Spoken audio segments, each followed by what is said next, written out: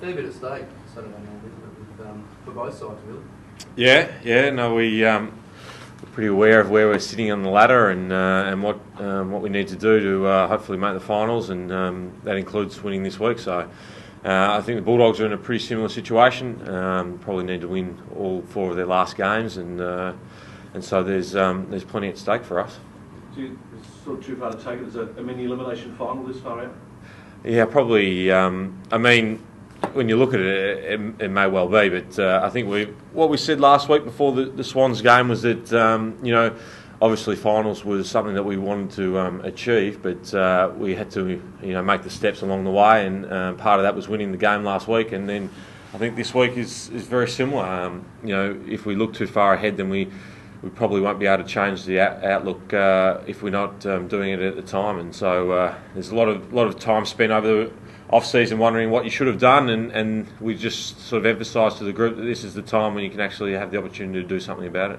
James has always said that this year's just been about developing and improving as a team, but now that you're so close and you can smell finals in the air, would it be a shame not to achieve it? Well, I think it would be, as a player, it would be disappointing, because that's why you play. But I think that the group is well aware about where we started the pre-season at, and the improvement that we've made along the way, and the coaches have certainly emphasised that continually.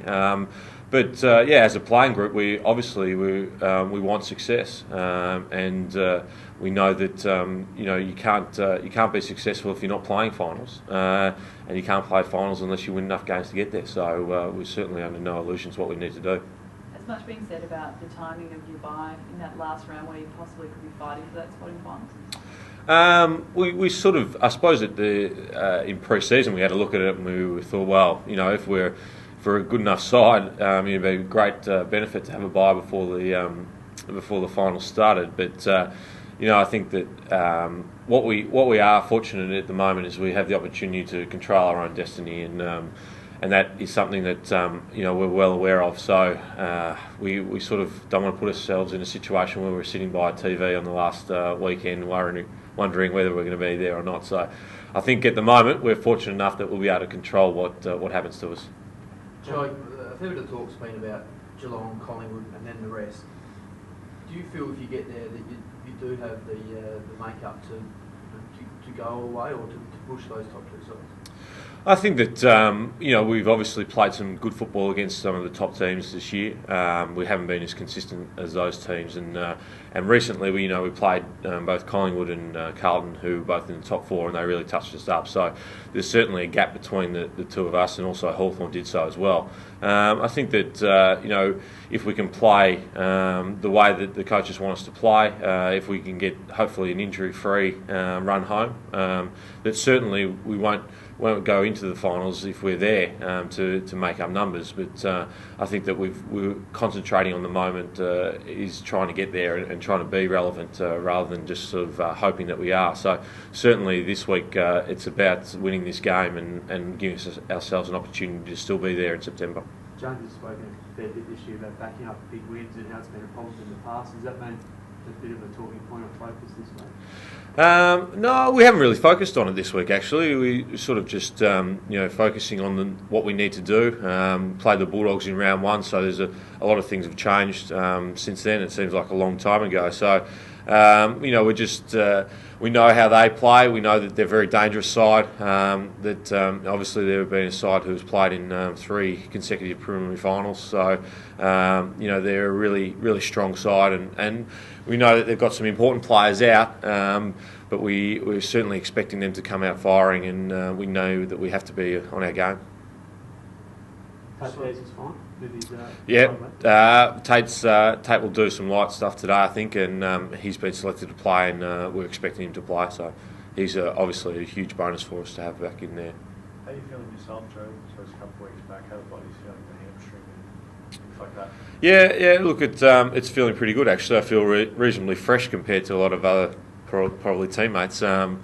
And probably was in need of a run or two after missing a few games, but looking forward to hopefully getting back some fitness and form, and when we're playing, you certainly noticed last week the high intensity of the game and the physical aspects the game, and we're trying to emulate that this week again. Just as sort of in the midfield, when you come up against the Bulldogs, how do you sort of try and match up against them? Do you make players like Boyd and Cross to work hard the other way, or just as a midfielder, are you conscious of maybe catching them out and making them focus on their defensive game and worry about you? No, look, we recognise how talented they are and the All-Australian type of players that they have in the midfield, and certainly, with Cooney not there, it's a big hand for us. And but we know that how well Boydie's playing this year, and also Griffin and those guys. So we've got a balance of players who can play through the midfield. And I think that's been the benefit of what's happened throughout this year, is that we've put a lot of game time in the midfield through David Zaharakis, Angus Monfrey's come into the midfield, Jake Melksham. So I think that now we're more of a deeper midfield than what we perhaps were at the start of the year, and I think that is going to be working for us in the future. So we continue to put players through there, and hopefully, I suppose the weight of numbers is something that will work in our favour. Okay, Hooker was named in the Bendigo team, I think. Is he right to go tomorrow, and is he sort of just need a little bit of match practice before coming back? Yeah, he'll play tomorrow. So Hooksy did his hamstring against North Melbourne. So I don't even know how long it was, 8 weeks ago. So and then had a hiccup on the way back. So he will need a couple of weeks, maybe I think, to regain some form. And we've probably been, obviously Kale's in our best 22, but we've been fortunate enough that Jake Carlisle's been able to fill in that spot. But I think for Kale, to get some confidence in his body, he needs 1 or 2 weeks just to get back into some form. How do you read the Bulldogs, man?